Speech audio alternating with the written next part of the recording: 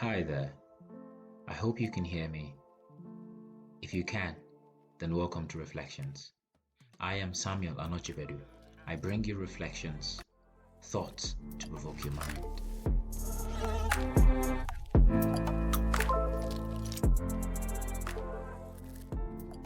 Once upon a time, in that beautiful garden called Eden, a voice was heard.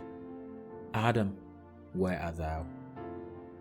Another quivering voice replied, I heard your voice in the garden, and I was afraid because I was naked, and I hid myself. The presence of misery was officially announced. Disobedience became a trait. Relationships were torn apart. The birth of the separation between the Creator and the created. In our separation, how can we find joy when His presence is the fullness of joy? The quest to find that which we had in the beginning began.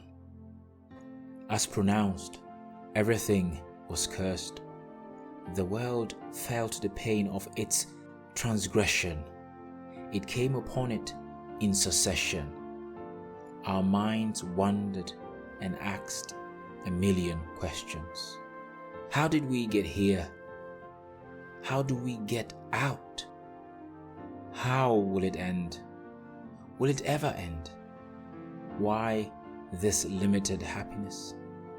Amidst the curse and questions, I heard, happy is the man who walks not in the counsel of the ungodly, nor stands in the path of sinners, nor sits on the seats of the scornful, but delights in the law of the Lord.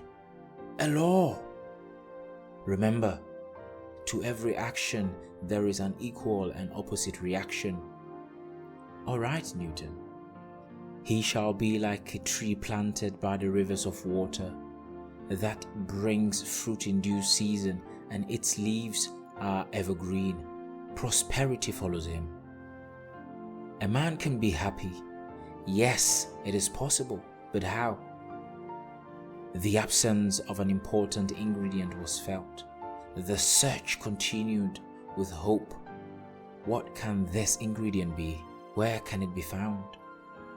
Yet I see two kinds of happiness. One which responds to society's reaction, based on the outward and quick to vanish. Once society ceases to react, it dies. The appetite of society changes over time, and so does the definition of this kind of happiness. This kind of happiness has more followers craving satiability. The pursuit of happiness is an endless trail. Many followed and never arrived. It was a wild goose chase for some physical state prescribed by society. Remember, not everyone understands your story. Why do you search for that which has always been in front of you?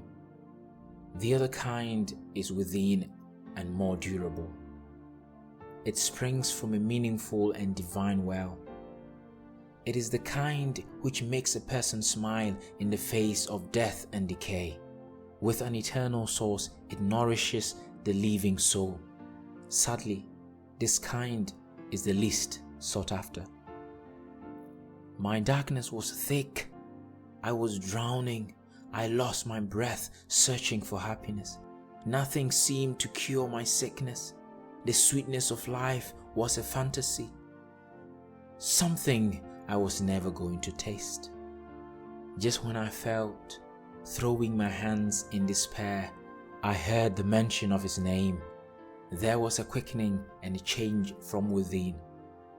I heard the story of Calvary, the gospel preached by love, though He was drowning in His own blood. Unto us a child is born, unto us a son is given. Wonderful Counselor, Mighty God, Everlasting Father, Prince of Peace shall be His name. He brings good tidings to the poor, heals the broken-hearted, liberates the captive.